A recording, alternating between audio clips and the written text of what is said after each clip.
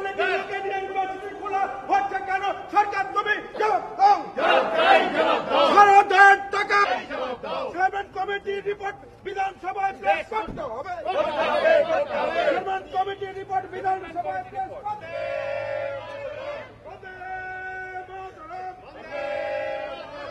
Private ফান্ডের প্রতি নির্বাচন নিয়ে এত আগ্রহ থাকছে কেন?